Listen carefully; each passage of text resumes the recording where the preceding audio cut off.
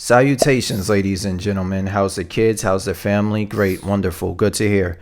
So I've been shooting film for about a year with my trusty Canon AE1 program, which is right over there. I would pick it up and show you, but the strap is wrapped around my whole laptop situation I have going on right now, so let's not do that.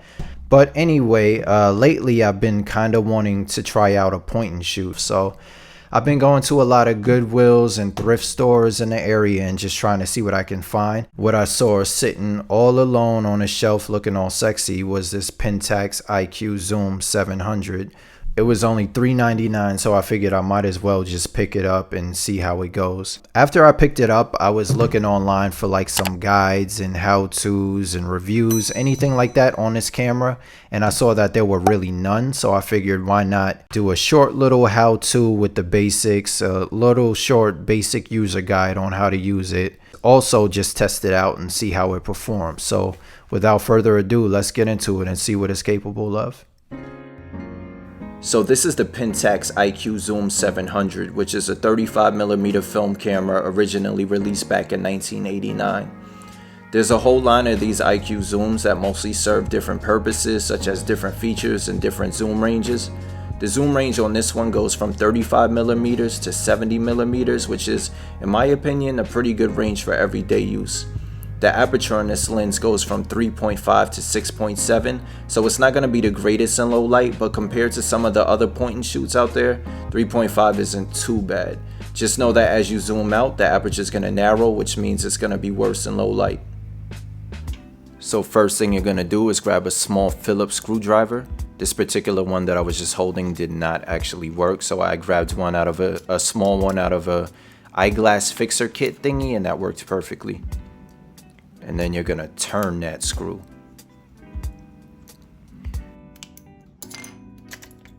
So yeah, this camera takes two CR123A batteries, which you can get from Amazon. I'm cheap, so I just got the Amazon brand. And they say you can get it from like drugstores and stuff like that, and Target and Home Depot, but I've never really had success finding them at any of those places, so I would just order a bunch from Amazon.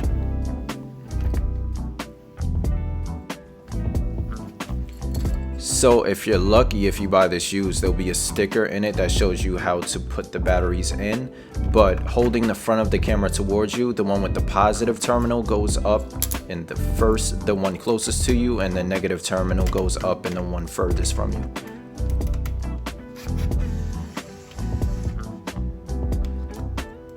Now, watch me struggle to put the screw back in. I couldn't find a hole.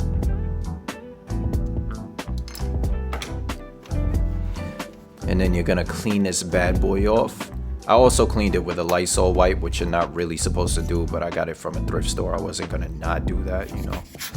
And then you're gonna take a rocket blower and blow out the inside just to make sure there's no dust or particles or anything like that, because you do not want that nastiness on your film.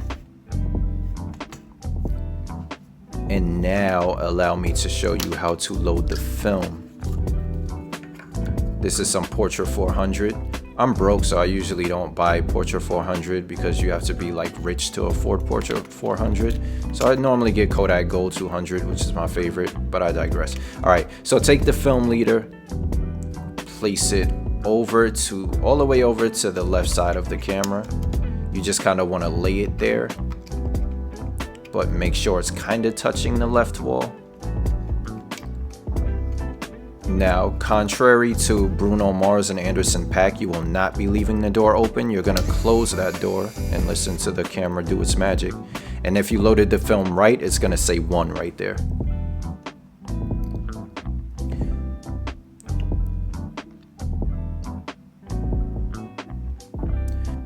So this is the power switch, and if you're smart like me, you'll know that turns it on and off. The green button with the flower is the macro button, and the big red button is Clifford, the shutter button.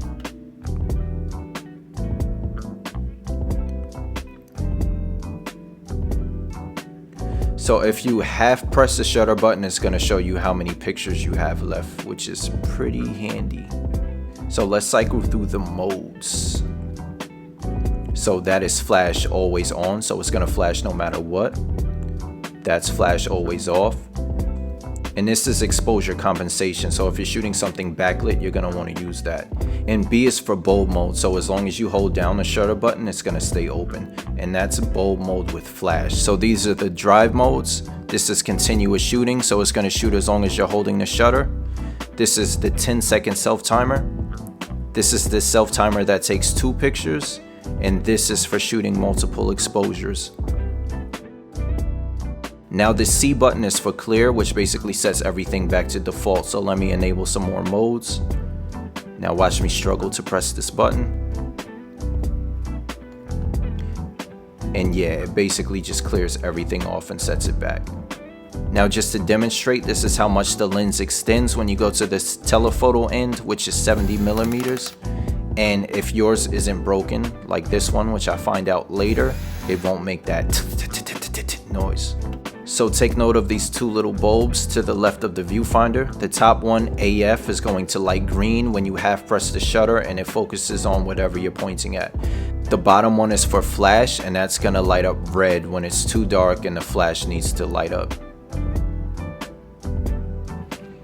And also take note of this little window thingy that you can see your film through. This camera does read DX coded film, so it's automatically gonna set the ISO for you. But yeah, let's turn this off for now, take it into the field and see how it does. So when I started using this camera, I noticed the viewfinder was loose, so it didn't really work when I zoomed in and out, which made framing difficult. And also I got a lot of blurry shots. I noticed that I got most of my blurry shots when I was zoomed in to 70 millimeter. And when you shoot telephoto, you are more susceptible to camera shake, but I just feel like it shouldn't have been that blurry. I took 2 pictures of this location at 70 millimeters and they both came out blurry. To be fair, it was slightly after the sunset and it wasn't too light out, but I still feel like they shouldn't be that blurry. But like I said, when you do zoom into 70, the aperture narrows down to 6.7, so it's gonna be worse in low light. So you're probably gonna wanna stick to wide angle at low light, like this picture here. Here are a few more. This is with the flash enabled. And there we have it. That's pretty much it for this video. Because this one is broken, unfortunately, I'm probably not going to use it again. And even if it wasn't broken and I had some other choices, I probably wouldn't use this just because for a point and shoot, I think it's a little bit too big compared to something like this, which is a Pentax IQZoom Easy R, which I'll be doing a video on shortly. You can just look at the size difference. This is a lot easier to just carry around, and I think as far as a point and shoot, if the lens is decent enough, I would rather have something around this size. But yeah, I just wanted to say thanks for watching. If you found this helpful at all, please hit that like button and subscribe too, because I'm going to be doing videos regularly from now on. And that's basically it. I still don't know how to end my videos or anything, so alright.